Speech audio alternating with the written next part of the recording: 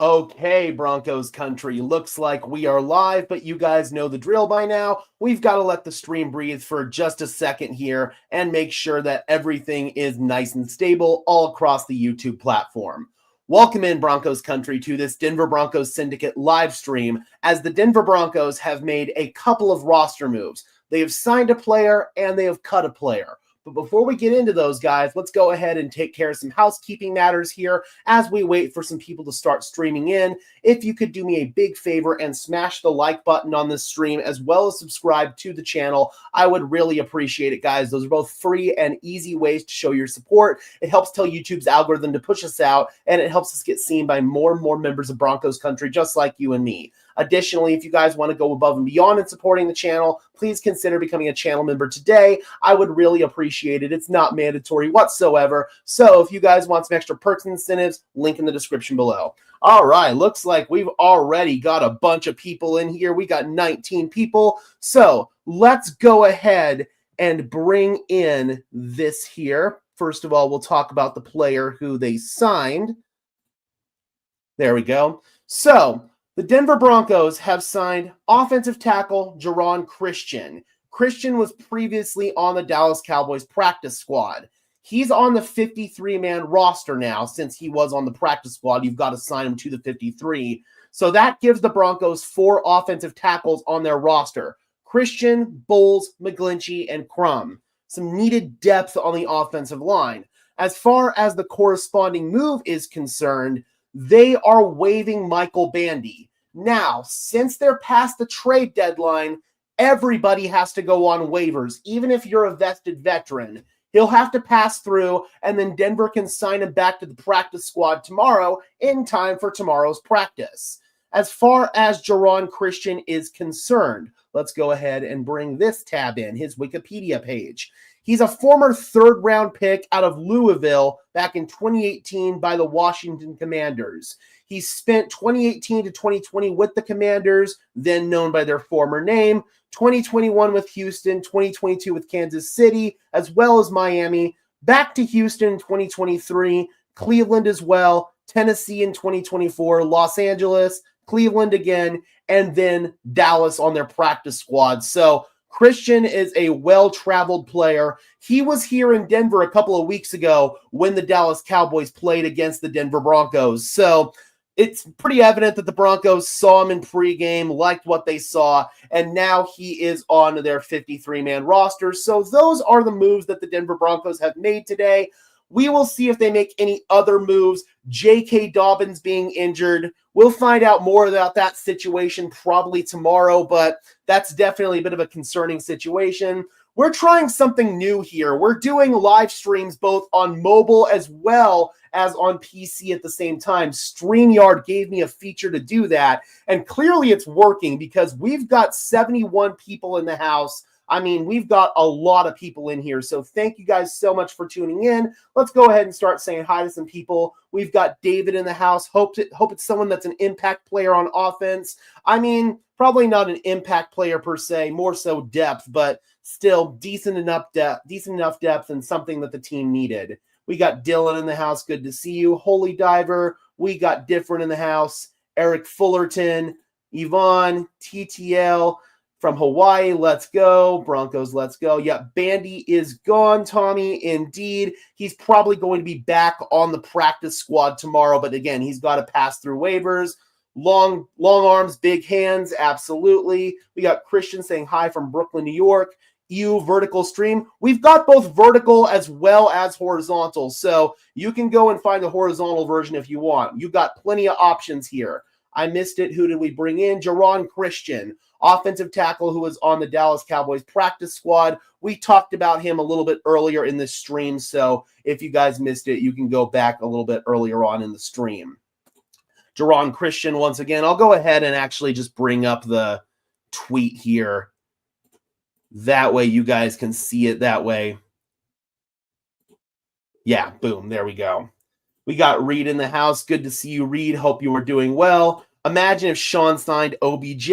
I doubt that would ever happen, honestly. I don't think that's a player that's on the Denver Broncos radar. We got John saying Denver Broncos for life. at least Bandy being cut means Mims is probably back. Yes, all signs were pointing to Marvin Mims being back as early as possibly last week, but they didn't do a full contact practice because they were on a short schedule since it was Thursday night football. So because of that, he couldn't clear concussion protocol. If he gets a full practice in on Wednesday, then that's all it takes. He should be clear. And yeah, I fully expect Marvin Mims to be back for this game, which is obviously very good news for the Denver Broncos. This upcoming game against the Kansas City Chiefs is going to be a big-time litmus test for this team.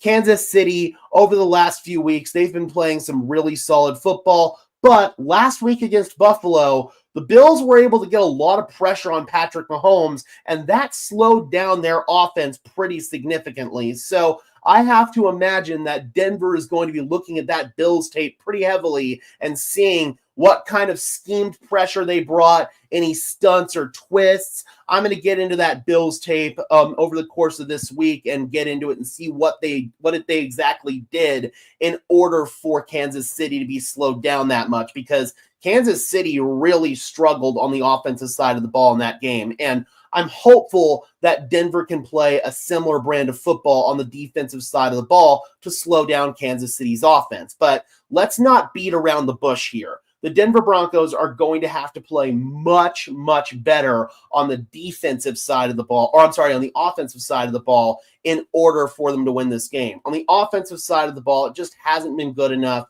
It hasn't been consistent enough. Bo Nix has had his problems, so that is going to be key number one for the Denver Broncos. They're going to have to play a lot better on the offensive side of the ball. And unfortunately, J.K. Dobbins, some early indications are this injury might keep him out for this game. I don't know that for sure, but just based on the language from the media, I'm hearing some other stuff as well. So just be prepared, Broncos country. We might be without our best offensive player overall in this game. J.K. Dobbins has really been our entire offense this season, and not having him out there would certainly suck.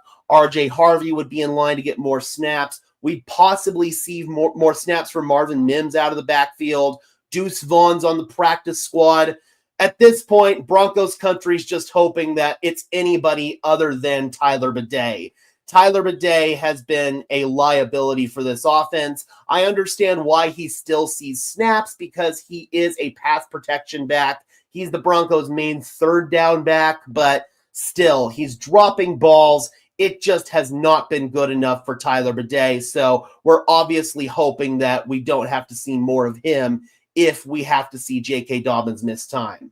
Why have we stopped targeting Sutton? It feels like defenses are selling out to stop Courtland Sutton. They're trying to take him away. They're double teaming him, putting a safety on him, doing whatever they have to do, because they know that Sutton is one of the only reliable weapons that the Denver Broncos have in the passing game.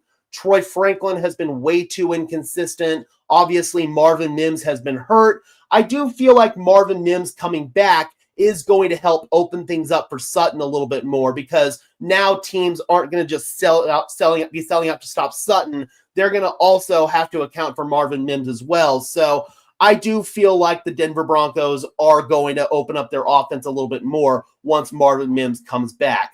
Teams have to respect Marvin Mims' deep threat on pretty much every single play. They've got to make sure that they don't get burned over the top. So having him come back is definitely going to help open things up, in my opinion. All right, Broncos country, we're going to go ahead and start winding this little impromptu stream down. Again, testing both the horizontal and the vertical format here. Please be sure to leave a like on this stream, as well as subscribe and ring the bell so these videos appear in your notification feed. I would really appreciate it, guys. Those are both free and easy ways to show your support. We got Graham in the house asking how much longer until Bo and his receivers get the deep ball going. At the end of the day, Bo's got to be more accurate. That's step one. He's got to be more consistently accurate on these deep balls. Step number two is the receivers need to get a little bit better at tracking them. Mostly Troy Franklin. Franklin has had those issues tracking deep balls, but I'd say issue number one in terms of the Broncos' deep passing game is Bo Nix either overthrowing or underthrowing. Once he marries his lower body to his upper body, gets his mechanics figured out, That's something I would expect to happen over the course of this offseason. That's when I believe our deep passing game will be more consistent. I think we're just going to have to learn to live without a consistent deep passing game this year. All right, guys, thank you so much for tuning in. I really appreciate it. And until next time, I'm your host, Gage Madrid, saying peace out.